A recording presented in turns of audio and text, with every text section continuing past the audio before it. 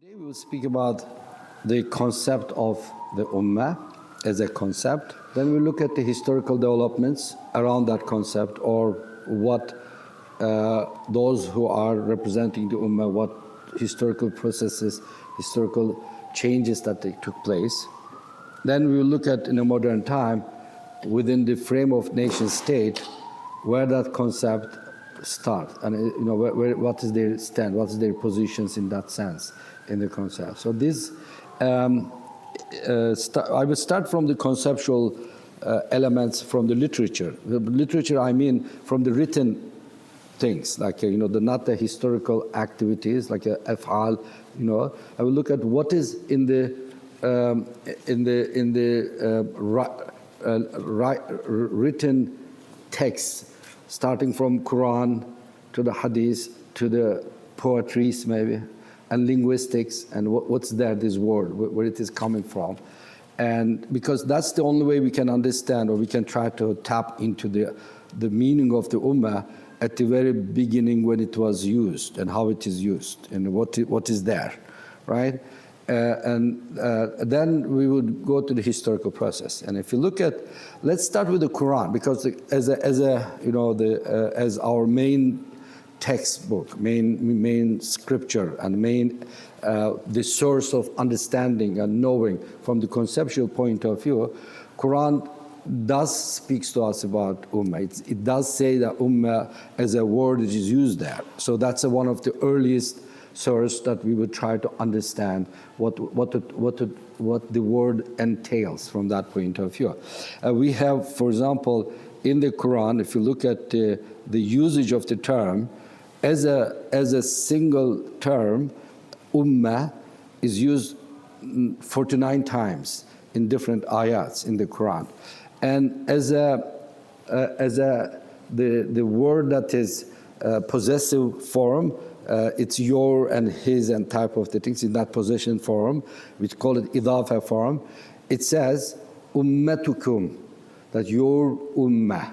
That means like there's a kum that representing something, that there's a group of people that they are kum, and ummatukum, your ummah. From that, in two places it's used in this form.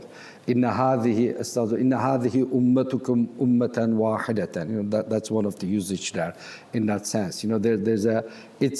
It's attributed to us as a people, but there's a distinction in us because we believe in Allah. So therefore it's ummatukum. Inna hadhihi ummatukum. This is your ummah, from that.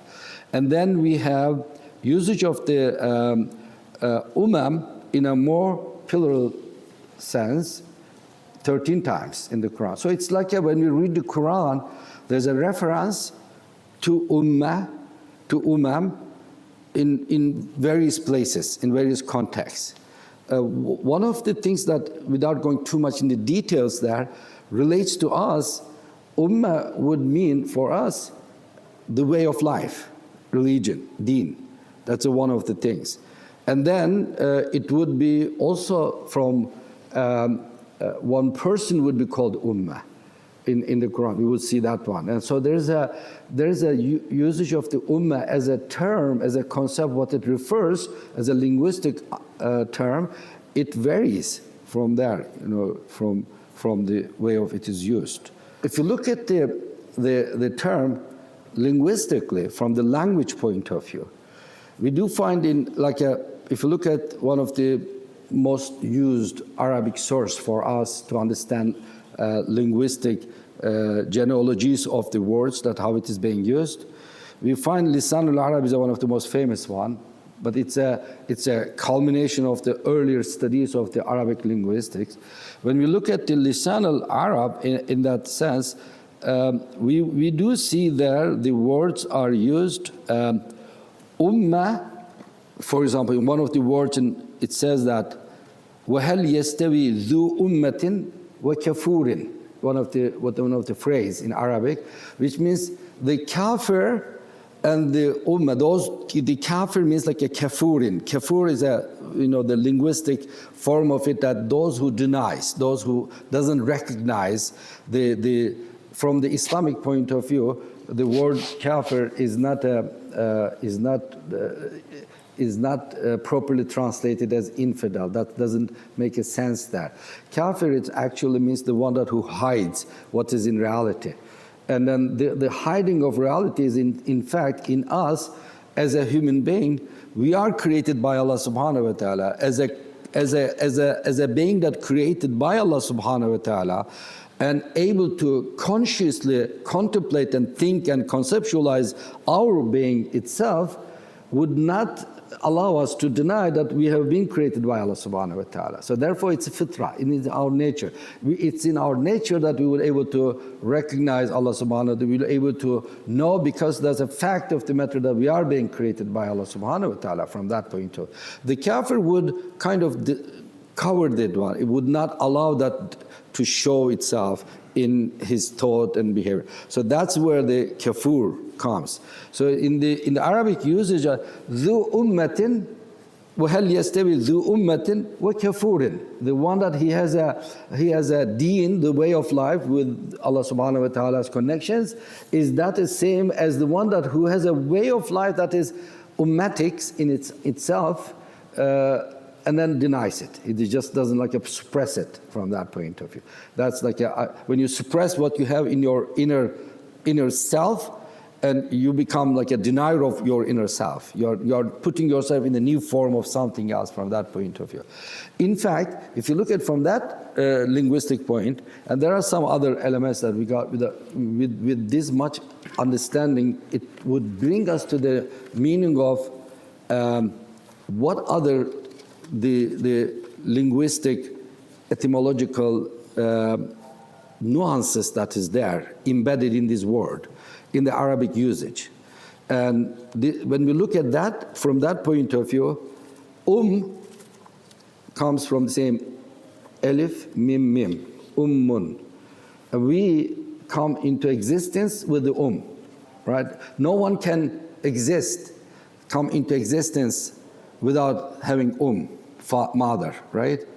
And we are the only living being that we depend on our longer period than any other living being. Like when we are born, let's say when I'm born, if I am born as let's say a cow, a sheep, or something else, 1 or 2 weeks I'm on my own, I can live. But as a human being, I cannot live. I have to start to be nourished by food from my mom, and also Qur'an says 2 years, that nourishment, right? In 2 years, I start to understand the world. I start to internalize in my own way of who I am. The sense of I start to be developed, and that's very much dependent on the It's very much in the environment of the It's in the shadow of the It's in the interactions of the together. That puts me in the very natural conditions of being with whom that I came to this world as an innate process of being as a human being, to come into the world as a human being. And that is one connection there, and connects us to pure, innate submissiveness to Allah subhanahu wa ta'ala. Because when I am born, I only born with the what Allah puts us as a law of how you come into being. So innate submissiveness to Allah subhanahu wa ta'ala is there from that point of view. And then comes to other meaning, like an imam, that Umma, imam, the same word. So being in so the imam, in fact, is the first who comes, right? The other comes later. So the is an imam for us in that sense. He's the one who precedes us in coming to this world. But from the very beginning, it's Adam and Hawa alayhi salam. There's etymology, but imam, umma, or they are very much connected to each other in the linguistic sense from that. So if I, as an Arab person, would be living in time of like 300 years before Prophet ﷺ or something like that, I would have those meaning like kind of like interacting with each other in my sense of who I am, right? imam, umma, from that. Now the Quran comes, when the Prophet Muhammad ﷺ comes, and he says, Inna hadhihi ummatukum ummatan wahidatan wa ana rabbukum fa'budun, or wa ana rabbukum fattaqun. That is kind of like a corrects or like a kind of frames my inner self-consciousness with who I am into one direction. That don't mix culture or environment that you grow up with the polytheistic or whatever environment into that pure nature of you. You submit to Allah subhanahu wa ta'ala. If we are able to turn to that submissiveness, that pure nature of us, we are in fact the one that, as an ontological being, we are in fact the one that who follows what Allah subhanahu wa ta'ala puts us on the face of the earth. Inni ja'ilun fil ardi khalifa, from that point of view. So we actually, if you look at it conceptually, it's very purely connected to all the kind of like a design of entire universe. There's a natural part of that universe which is inanimate. There's animate things, and within the animate things, we are the one that who consciously think, reads, understand, and acts on the base of irada juz'iyya. Okay, we have a partial irada from that point of view. Without going too much on that part, one of the things that Labid says, one of the poetry, Arabic poetry says, وَلِكُلِّ قَوْمٍ سُنَّةٌ وَإِمَامُهَا. وَلِكُلِّ قَوْمٍ سُنَّةٌ وَإِمَامُهَا comes from this. And there's every qawm, every people, every populations that identify themselves as united, even if it is not physically in one place, but they consider themselves as united, as a qawm, as an entity on the face of the earth. They have imam. They have something that they precedes them, or they are the one that who comes from, the emanates from there. We do have the word Qawmul Arab, you know, the Qawmul Arab people as a Qawm, the word is used there before even Quran. You know, we do have the words that we find in the, you know, scripts of the stones here and there. The Arab people, when they speak about themselves, they would consider that we are the Arab. So that concept is there. Now, Islam comes, ties your Arabness to your umness, your ummaness, your native conditions, and brings you back to humanity from that point of view, pure humanity, but humanity in the concept of service to Allah subhanahu wa ta'ala, obedience to Allah subhanahu wa ta'ala. He's the one who created us from that. So the Arabness from that point on, with the coming of the Islam, becomes more universal. You know, inna ja'alnakum ummatan wasatan.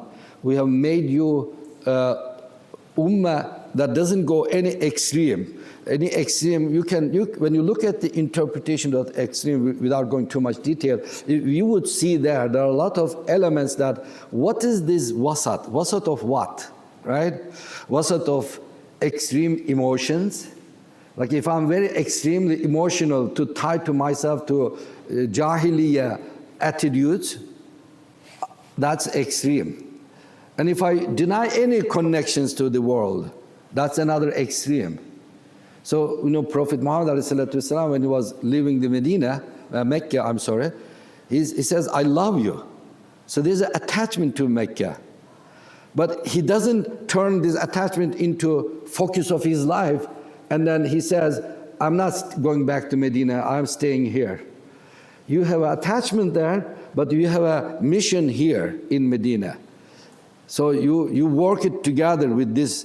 Whenever Sahabis, among the Sahabis, whenever there would be any conflict in the Medina, the Ansar would call Ansar, you know, Muhajir would call the Muhajir, you know, he's fighting. The Prophet ﷺ would say, Da'uha فَإِنَّهُ مُنْتِنَّةٌ. It's a very rotten smelling, that's a jahiliyyah. Get away from that type of the feeling, you know, I am this group and you are this group. But in the hadith of Nabi ﷺ, in other discourse of Prophet ﷺ, he never said that, forget about Ansarness, forget about Muhajirness, we are all like a Medinan, right? There's no such claim there also. You do recognize that you are from Medina, you came from Mecca, you came from Mecca to here, you are Muhajir. He's not denying that part. And you are Medinan. you are Ansar. He's not denying that part. At the same time, the way that you use that, fight against each other, that's what Jahiliyyah is. So when, as Quran says, "Inna ja'alnakum shu'uban wa qaba'ila lita'aruf," we have made you in a different forms. If you look at the different forms, we have made you into different forms, right? When we look at historical analysis of that different forms that which we have, it's actually very natural. You know, I had lived with you maybe 100 years, you know, whatever the generations and after generations, we become one shu'ub here because we eat here, we live here, maybe we were hunter-gatherer and we find a place and sit there and then start to establish ourselves there. So that's a one column there. So we develop our languages, It's not like a given to us from there, like there's a whole language box, so you got it and you just memorize it and use it. No, we just develop it by living. And then so when we come to the Prophet ﷺ's time, he says one of his ayah is to make you into different languages. That's one of his, min ayati alsinatikum. There's a different languages. So you will speak different, I will speak different. That's an ayah from Allah subhanahu wa ta'ala. So from his ayah is to make us into different. In fact, when we look at this make us is actually what we worked it out as a way of life and we develop into there. So Allah subhanahu wa ta'ala just makes us aware that what you have chosen to do is Allah made you in this way, but the way that you will use this making, it should be servitude to Allah, not the other way around. And I usually give for this to my students also the best way to understand that in one of the passage in the Quran. It speaks about the li'ilaf, Quraysh ilaf. To understand these dynamics, like we do the things with a regular doing, like from sebab, sunuj, from the cause and effect, from the the initial thinking and analysis, and we move towards and we end up doing it. So then we work with it, whatever it is. And then we think just we did, right? But in fact, yes, we did from the irada juziyah, but there's also Allah subhanahu wa ta'ala puts in us to do it from that point of view. He creates that what we are doing. So in one of the ayah in the Quran, it says, لِإِلَافِ قُرَيْشٍ إِلَافٍ, right? That's like a Quraysh made an agreement with the tribes on the way from south to, the stories from that point of view. Then that is done at the time of that, there is no information in us that Allah is directing us to do this ilaf. There's no meaning in the places of the Arabia that we have made it with the directions from it. There's no Prophet ﷺ yet, right? But when Prophet came, he tells us that ayah tells us that tells us means like a Meccan mushrik. All the mushrik people, I have made this safe for you, going to the south, going to the north. I made it safe for you through your ilaf agreement. So worship the فَلْيَعْبُدُوا رَبَّ هَذَا الْبَيْتِ. So worship the house, owner of this house. So we do the things, and Allah put us in the Istanbul. We are in Istanbul. Of course, Allah didn't put us like we have chosen, we have taken our passport, whatever it is, we came here. Just, you must think that there's some reason Allah subhanahu put you there. Just recognize that who is behind all these things from the very essential point of we act on the base of our irada juziyah, but He is the one who creates this for us. Therefore, we are responsible to go or not to go from that point of view. So we have to keep that in our mind from the historical point of view. So the Quran tells us that you are ummah, but you are this way of ummah, ummatan wasatan. Don't go that extreme, don't go this extreme. So you are. So that's a conceptual part, and I will not go too much. But let me just go one more thing that is important from the conceptual part. When we read the literature, right? We read the literature from linguistic, from Qur'an, from hadith. Let me just go to one more thing that is about the Medina document. I have it here, but I want to read to you actual Arabic words, what Prophet ﷺ says there. It says, هذا كتاب من محمد النبي صلى الله عليه وسلم. It's a document, it's written document in the Medina. Prophet Muhammad ﷺ, it's making agreement with Medinan head of the tribes, many tribes together. And then, so it is a understanding is that we are people of the Medina. We are a taba, or we have the subject of the Medina, city of the Medina, and we will be living here. Now we have a different settings, different political authority, different way of who we are, the identity of Medina and as we are. Because in the past, it used to be a different way from the point of like Aws and Khazraj and those details. But now Prophet Muhammad ﷺ is asked to come there. So he came there, and they had an agreement. They have a bay'ah. They had an agreement. They had they did like the oath of allegiance to Prophet Muhammad ﷺ that we will support you, we will go with you, we will listen to your whatever you tell us as an order from Allah Subhanahu wa Taala. So there's an allegiance there from that point of view. But this group is now the ruling sections of the society in the Medina. So the Prophet, as a head of this group, is coming and making these writings, this document. We call it in modern times, sometimes they call it Constitution of Medina, but I'm not sure from the point of technical speak. Is it we didn't call this constitution throughout the history of 1400 years. We just start to call it constitution in a modern time because there's a modern nation state. So that ties to our modern nation state. So when the modern nation state start to form itself in the world scale around the world, so it affected also Muslim people to have their nation states, and the nation state do have a certain element. One of the elements that nation state has a constitution. So in order to combat the Western dominations in these issues, we just say that we have Islamic constitutions. That's our Medina document, but we never called it constitutions in the history of the Islam. You don't find it anywhere. So there's a discourse that we have to make in modern time to make ourselves understood in the more larger sense. But there's a nuance that we criticize. We have to know what we are doing from that point of view. So this Medina document is important in this sense. It says like هذا كتاب من محمد النبي صلى الله عليه وسلم. So it's a kitab min Muhammad Nabi. So that's a prophet. So it's an agreement between the Prophet Muhammad عليه الصلاة والسلام بين المؤمنين والمسلمين من قريش ويثرب. The Yathrib is the name of the Medina. ومن تبعهم whoever follows them فلحق بهم وجاهد معهم, whoever follows them, whoever goes with these Medinan people, and وجاهد معهم, who fights with them, when we speak about the fighting, all the cities in the classical time, all the regions where there's a unity, a political unity, they stand with security is taking care for them. Otherwise, they have to be attached to somewhere else. So therefore, there's always something that connected to this security. Something connected to security. Because you have to, either you are protecting yourself or you are attached to someone to protect yourself. And that has a consequence. If you attach to someone to protect yourself, you have to do something for them. Like, the Arabian Peninsula, there was this Ghassani, all the small kingdoms there. One would be attached to the Persians. So there's security with the Persians, because they themselves could not do it. Others would be attached to the Byzantiums or the Romans. At that time, there was no Byzantium. So there's security with attachment to that. Yemen, down to the Yemen, there was a small kingdoms there. They would protect their own self. So they would have their castles, the fighting.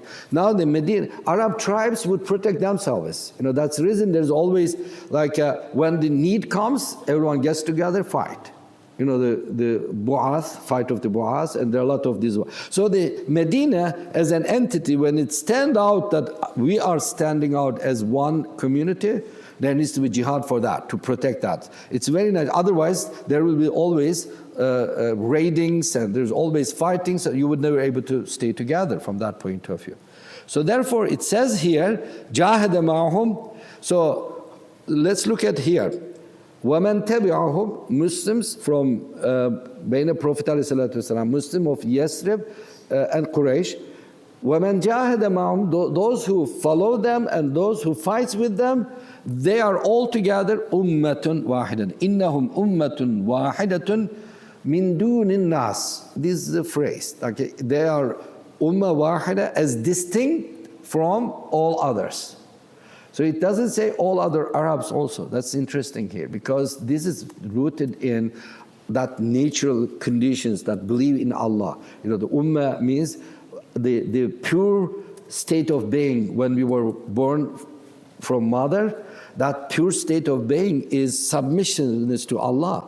All others are later constructions, later development.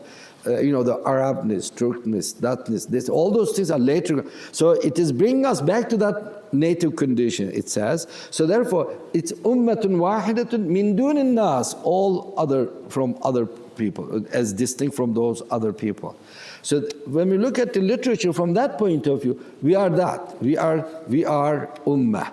And this is, in fact, in Medina, theological, because you believe in that way. It's a theological, like aqidah, because we believe Allah and His Rasul alayhi salatu wasalam. So there's unity is a theological, but there are those who doesn't believe. So this concept of ummah here includes also on the basis of sharing the space, the city, on the basis of that sharing, these people are also as a political unity, they are ummah. So what makes them ummah here, in fact, in that sense, theological and political are combined together.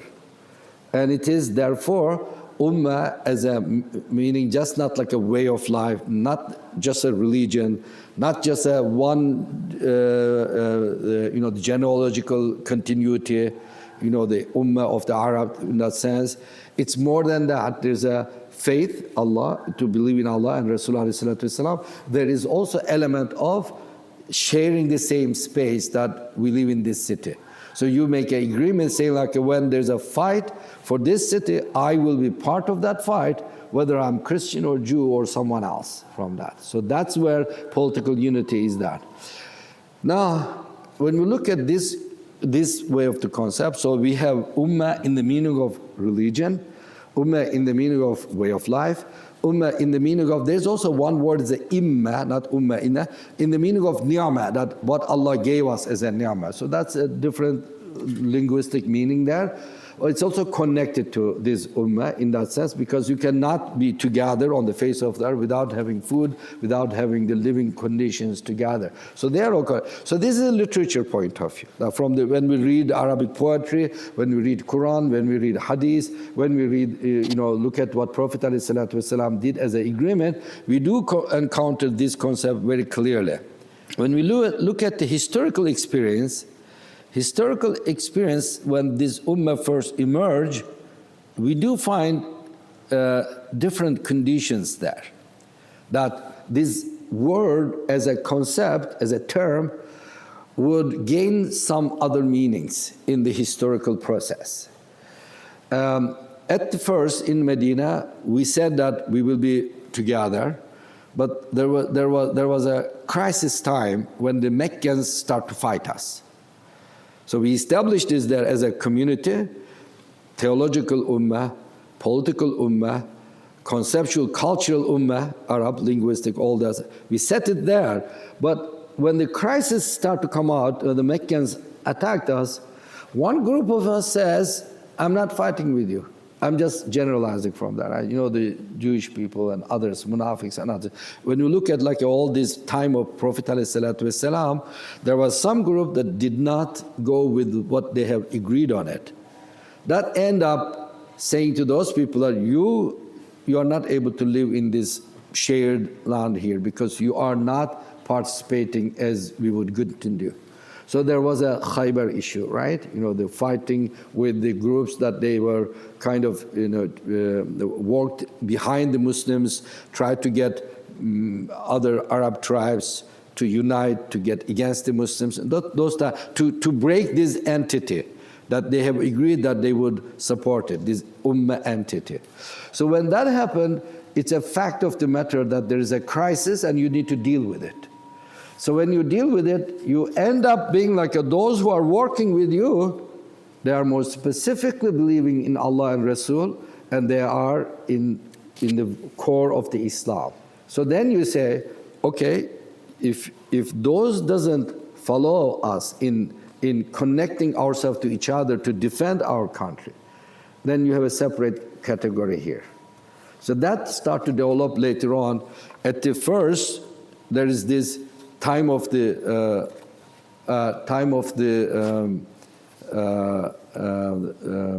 Abu Bakr radiallahu anh.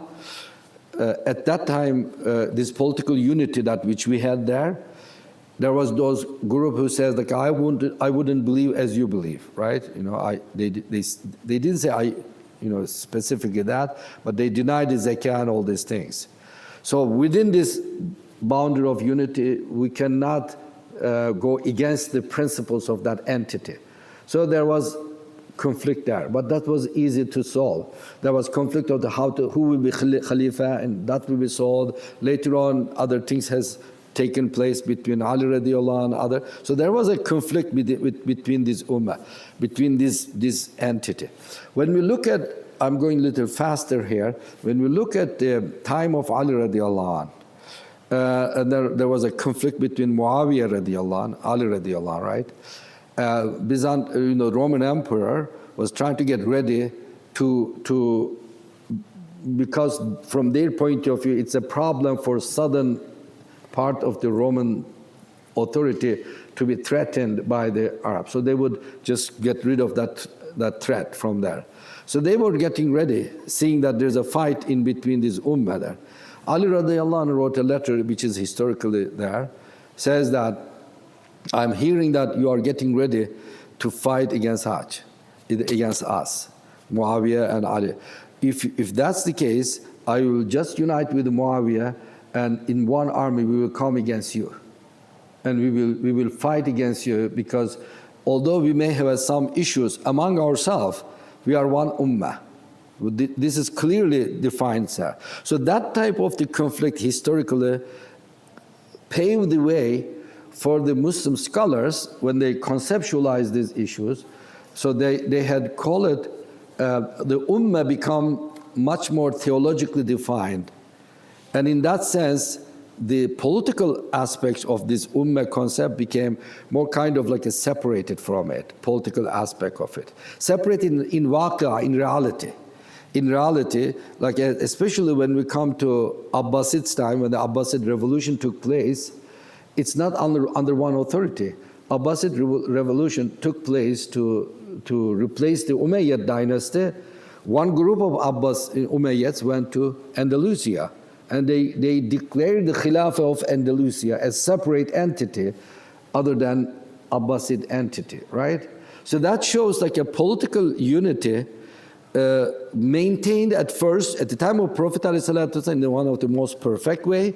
And then after that, when the Khulafai Rashidun took place, there was some conflict inside, but political unity still maintained. And then Umayyads were successful in maintaining that political unity, but from the Islamic Ummah point of view, it's less theological because they had to rely on the Arabic tribes.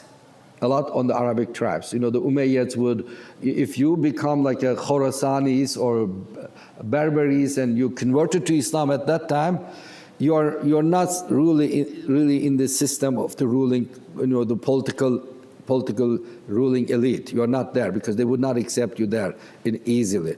Why? There's a whole world of reasons. From the reasons of the politics that you would appoint someone as a wali or governor, that you would able to order him to do the things for you, right? So if you appoint someone that it has a local dynamics and you're not able to control it, then it will be dissolving. So that there's a whole political strategies there. We can analyze that one, and there are a lot of historians, and I am myself a historian of that time also. There are a lot of analysis of that one. But it shows to us that theologically, all of those who believe, they are believers. There's no doubt about that. There's no doubt that they believe Allah and Rasul alayhi salatu wasalam. But the way that you act out your worldly life, it doesn't go well with what is your pure humane conditions from that. So it's just like your tribal affiliation becomes an element there. your other affiliations becomes the element. That is the time, in fact, scholars start to make the new concept for the Ummah. They said, Ahl Sunnah wal Jama'ah, right? Those people of the Sunnah and Jama'ah. So that concept, as a way to interpret the situation of the Ummah and put it out as a way that we can conceptually find ourselves that we are still following the Prophet ﷺ. We are on his path, not in dynastic path, not in any of those fractions that which we had, but we are in the way of Prophet ﷺ. So that as a concept developed there. Politically then developed another concept, Darul Islam and Darul Harb. Right? See, Darul Islam, Darul Harb as a concept developed later on. So we have historical, let's go a little faster because we come to the nation state time. The modern conditions are different. And I don't know where we are as a time-wise. Okay, so I will go fast for this part, like a conceptual part, historical part, then come to the nation state part. One of the things that conceptually, when we look at the scholars that writes about the Muslim Ummah, political authority, the Sultan, Khilafah, and those type of the terms, when we come to the end of the Abbasids, towards the end of the Abbasids, we have the concept of the Khalifa as the ultimate authority of the Ummah, as an imam of the Ummah, right, from that point of view. They have made a distinction between Sultana and Khilafah. That's where, because the actual working out of the political job or political works of the Ummah is done by those mostly from Seljuk Turks and from there, from the elements that they were coming as a more able people, able to do the things there. So therefore the Khalifa would recognize Seljuk Sultan as you are legitimate Sultan of but I am the Khalifa, but you are the Sultan. That means you are able to appoint the Wali, you are able to appoint the tax collector, you are able to appoint the police in the cities, you are able to do that, but I am the Khalifa. So I'm allowing you to do that, I'm giving you some authorities, that's called Sultana. And then we start to have like Imam Ghazali and others theorizing on that, Imam Juwayni and others, they are theorizing on that issue. And then in fact, Imam Juwayni is interesting here in the sense that he says, what makes us Ummah is a qat'iyat. Qat'iyat means no doubt that's an element of our faith. There is no difference of opinion, there is no other. So Allah is one. Muhammad ﷺ 5 times daily prayers, and all these things that makes us Ummah. Those are qat'iyat, those certain elements of the Islam. Then there are zanniyat, that how to act out this Islam in your life. So those zanniyat, we can have a ijtihadat there from that point of view. That's the time when we have this khilafah and sultana from that point. All others are called sultan or sultana. The authority is mainly like an executive authority, more that. And then others is a khalifa.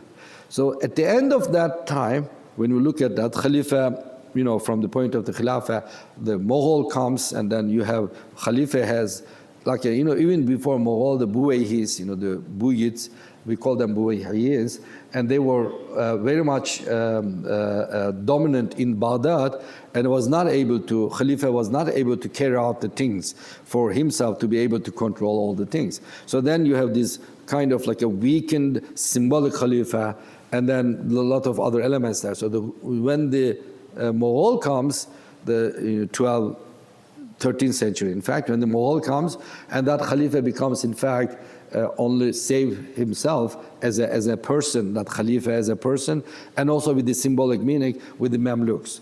He went to Egypt to save himself. And then after that, during that time, there was a lot of political fragmentations. Muslim world is politically fragmented like today, for example, from that one point of view. Then when we come like a 15th century, in fact, and towards the end of the 15th century, Imam Suyuti, as an imam, as an alim, as a scholar, concerned about the unity of the Muslim Ummah, and he writes about that, to revive the Khilafah.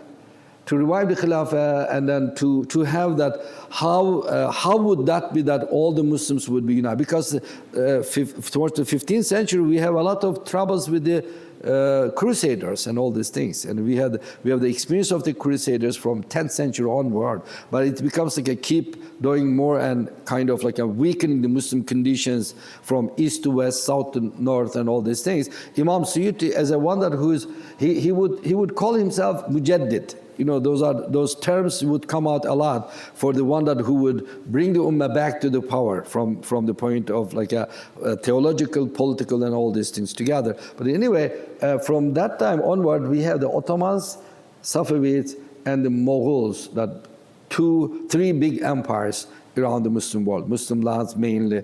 And you find the Ahl Sunnah wal Jama'ah, from the Ahl Sunnah point of view, Ottomans becomes one of the most dominant. In fact, it is said like a 16th century is a century of the Ottoman Empire from that point of view. So when we look at that, that's the time you have kind of like a regaining of the power, and then concept of the Ummah becomes more actually although fragmented still, but more actually better than the, let's say, previous 200 years or 300 years from that point of view. Now that's the time when we have the change around the world. 15th century, from the point of economic conditions, from the point of the political entities, whole world start to become taking new shape. What we call it later on, rise of capitalism, or rise of like a new mode of productions, or whatever we analyze it, whatever way. But the whole world, from 1500 to 1800, what developed there end up bringing us to what we call industrial revolution, right? From those type of the change is a background, historical background for the nation state to emerge, right? As a nation state, when we look at the nation state as an entity, political unity, there's a historically looking at it from 15th century onward, although there was this economic changes that ends up with the industrialization, there was also intellectual changes in 16th century, start from the 15th, 16th century. That intellectual changes is also unique in the world, in the whole world. It is that time when the intellectuals of the world, especially in the West, it started but developed later in the other world, looked at how we understand the world, how we run the world, how we run our affairs in the world, politics, culture, economy, and all these things. They start to develop the understanding that we understand the world without having any interference from unseen or invisible or something theological.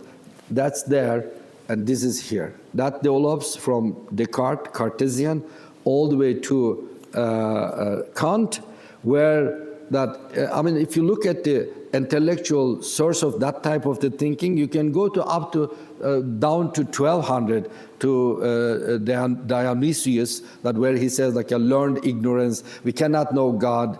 Since we don't know the God, we cannot have any concept that saying like this is according to the God will or not. So that's what he would say. Like we would not able to make this world, organize it, and arrange it in such a way that say like this is in accordance with the will of God or not, because he says we don't know that.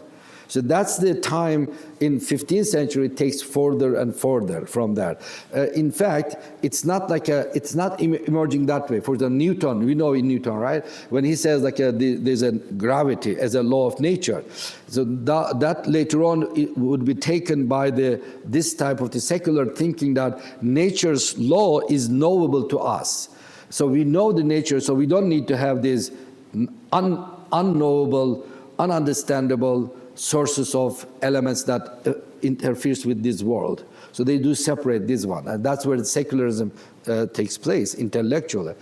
Newton himself was not a secular, not at all. He was very Sufi guy, from that point of view.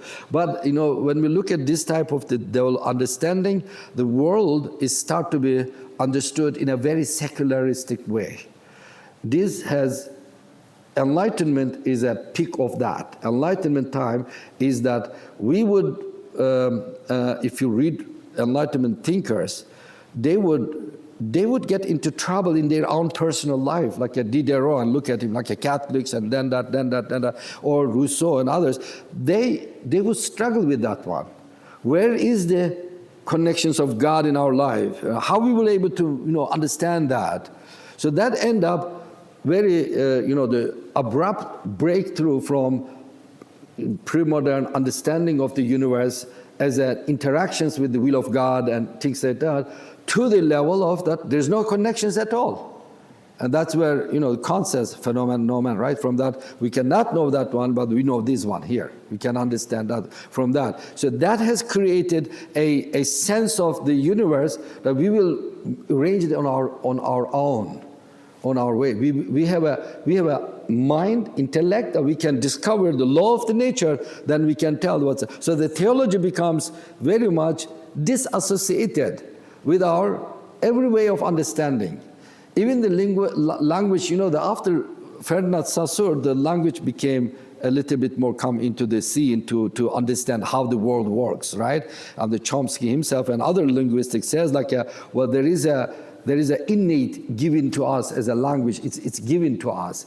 When it is given and how it is given and who is given to us, but it's given to us. So you start a human being from some ontological entity that it has more deeply connection to something that we don't able to understand, but we see it here. We interact with it. That's where language is, universal language, those type of the ideas. When we look at it from that point of view, in fact, this comes after Einstein and all these things. It creates a sense of universe that is not as we used to claim that we do understand everything that the universe, how it works, enlightenment thinking. We have to go beyond that, and now there's invisible forces also in the universe. That becomes more and more part of our understanding.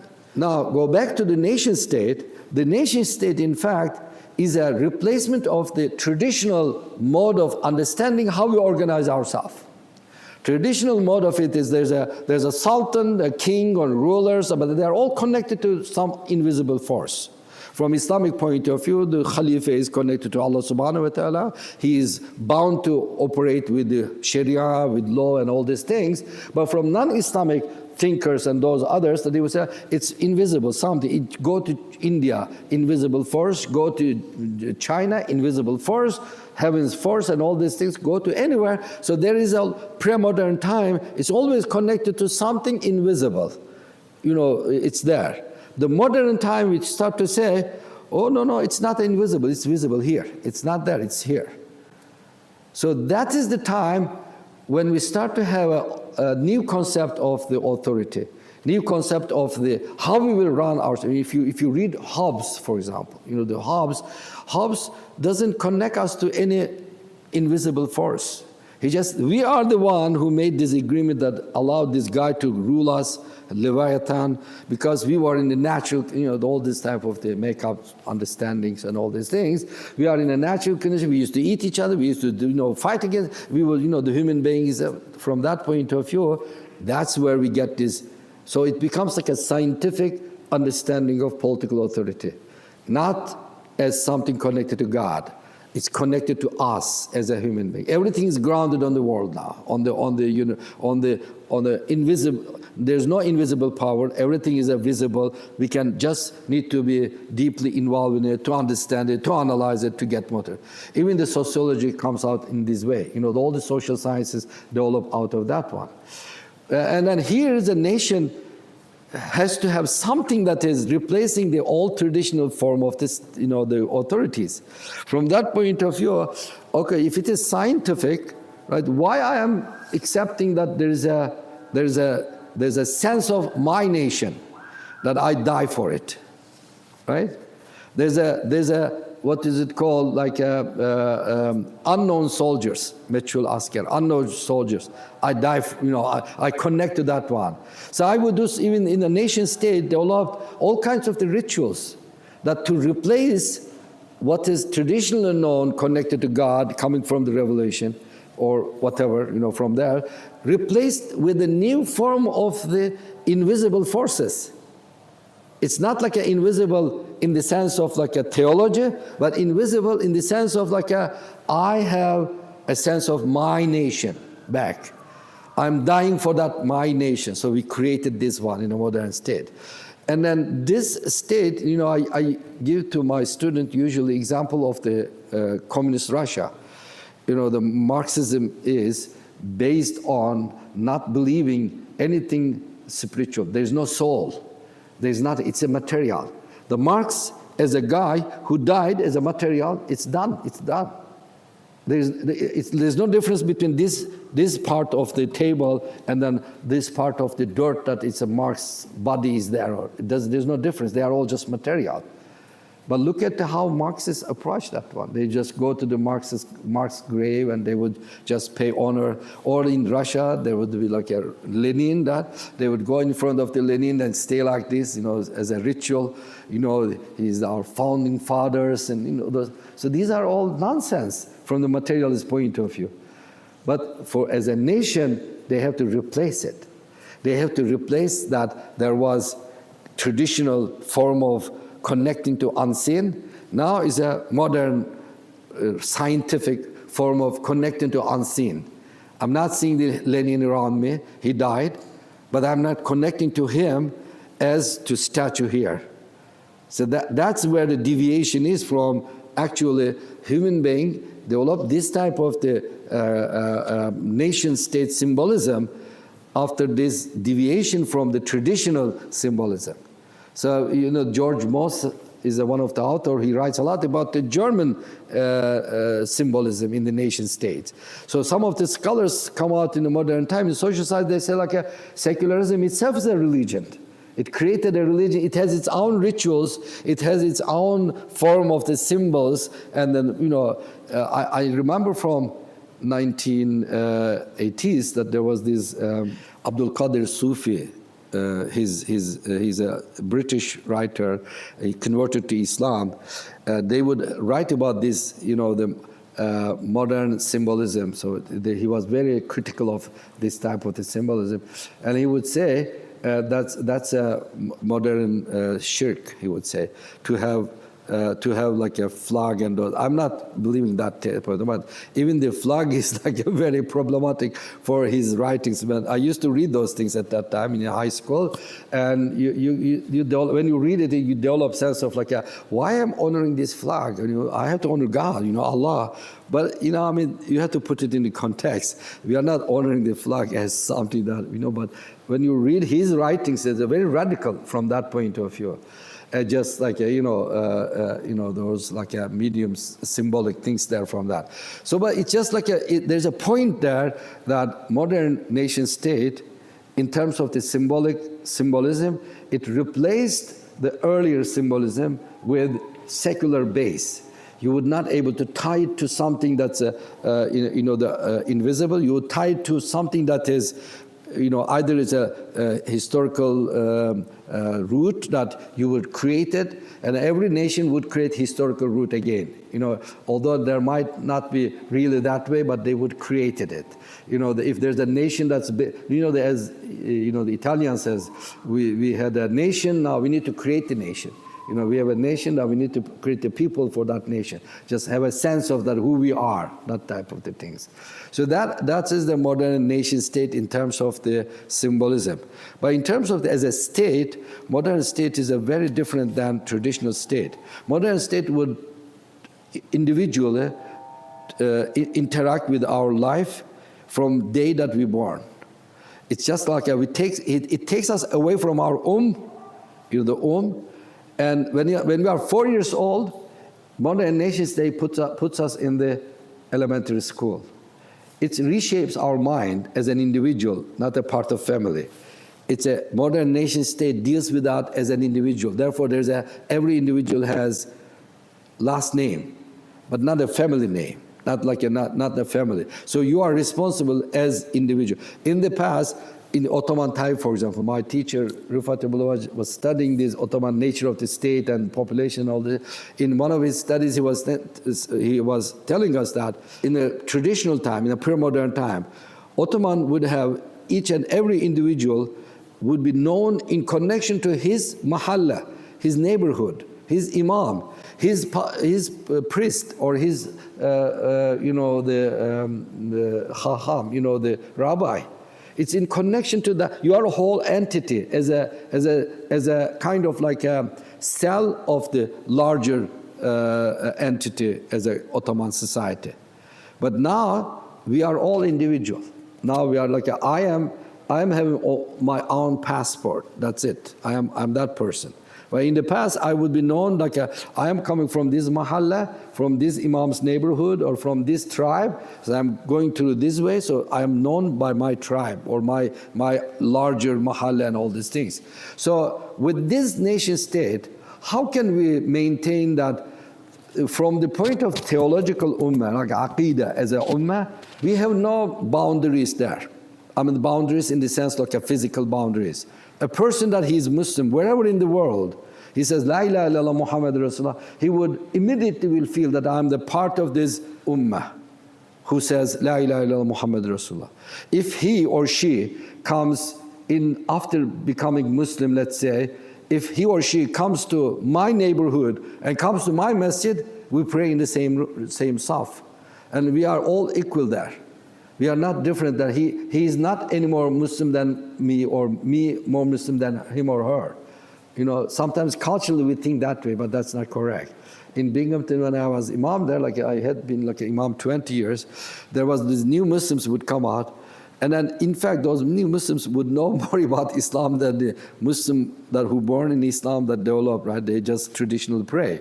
So there was like sometimes these new Muslims would come to the masjid, and someone would come and say, sister, I can teach you Fatiha, or brother, I can teach you Fatiha.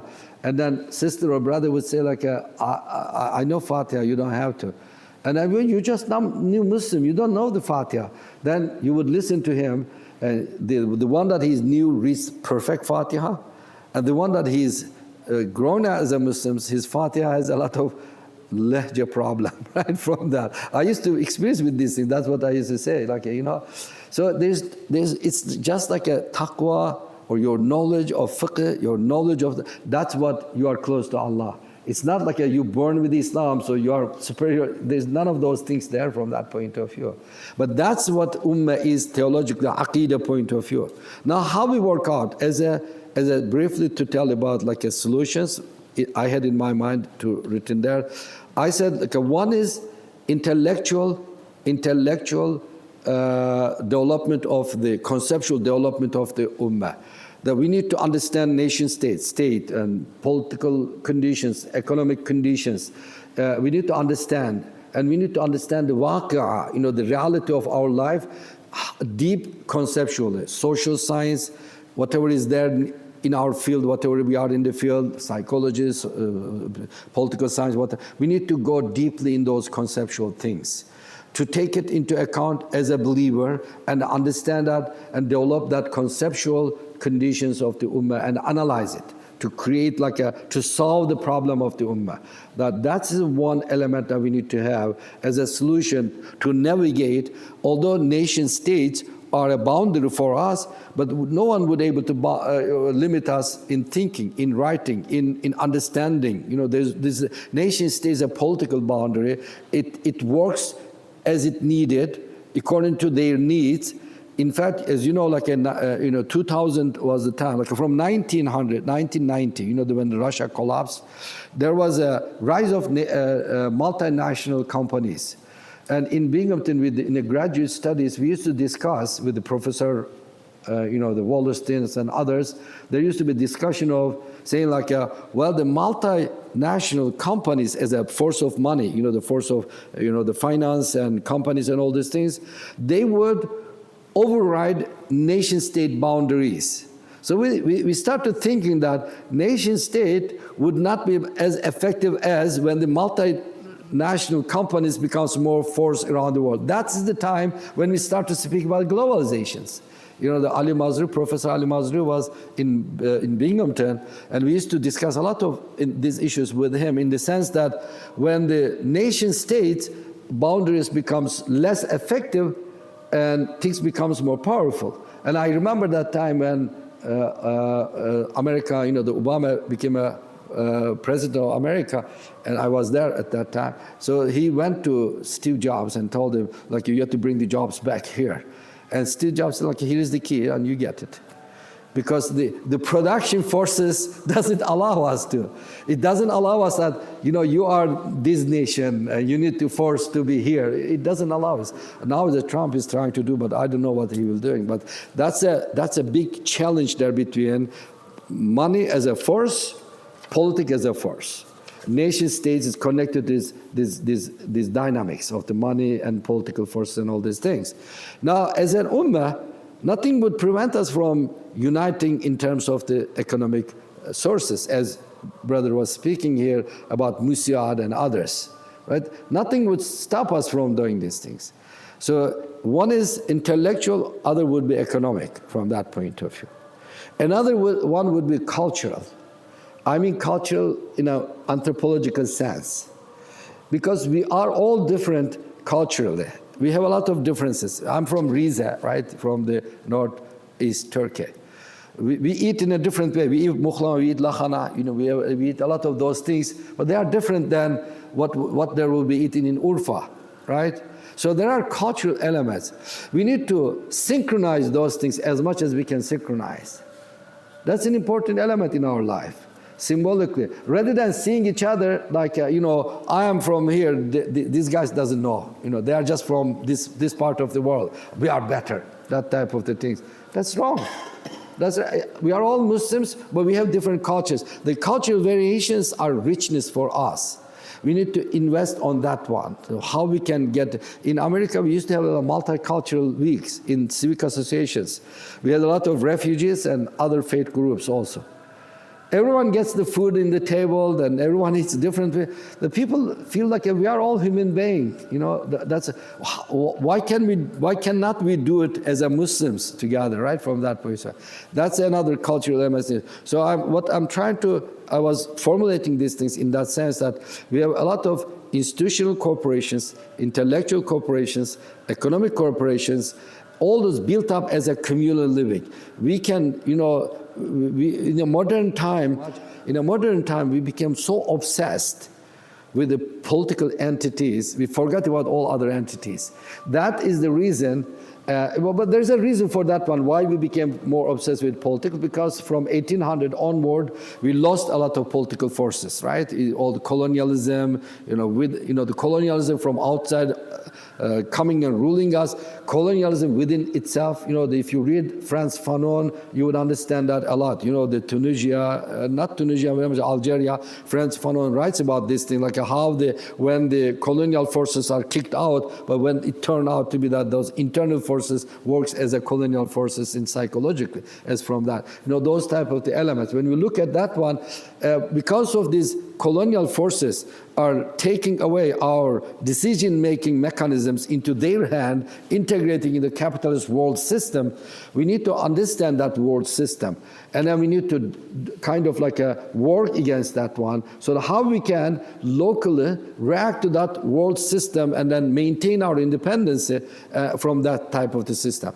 In the past, we had it more in the sense of like a more, not economic, more political. Therefore, we start to speak about Islamic economy. We start to speak about Islamic politics, constitutions and that and that and that. But they are mostly concentrated on these power structures.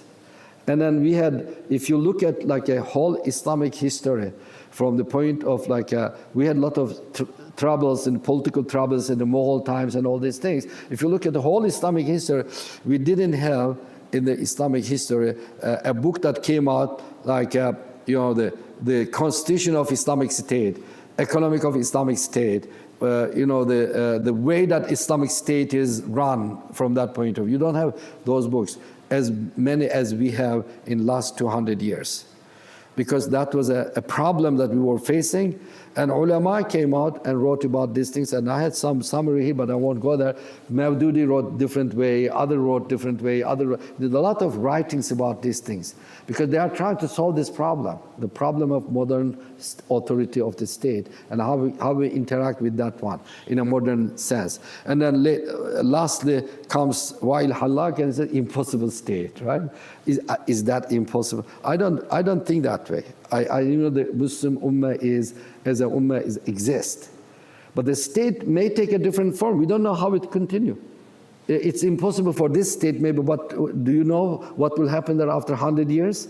What will be the political conditions and all these things? Why we are freezing this form of state as eternal, and then it will never change, right? So that my complaint about that one is mostly from here, that we are freezing this, and we have historical experience, and we have this experience tell us that they are very flexible.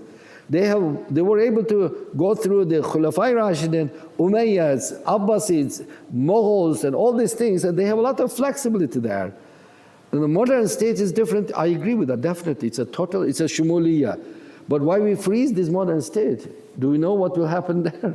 We don't know. So that's where we have to have some concern about that as a ummah, and we have to navigate through these intellectual debates. That's definitely, it's a good book in that sense that it stirs up a lot of thinking. The Wail Hallaq is a very strong argument. His argumentation, his point is very strong. But we need to go through that one. That's intellectual. We need to have as I said, cultural. Cultural, for example, think about as a cultural element, that do we have the most scientifically, technologically advanced center of Quranic manuscripts? Do we have it? Not yet, right? Do we have thousands of the scientists working on these Quranic manuscripts from there? But you have a Dead Sea Scrolls are studied in one of the most deepest sense in Israel. Do we have an Islamic archaeologist working on Islamic cultural elements? We don't have them too much, right? We have some here, some there, they're all fragmented. So we need to do a lot of work as an ummah, but we don't need to look at the state, we need to look at ourselves, collect our sources, that what can we do? And that's my last point. Jazakallah.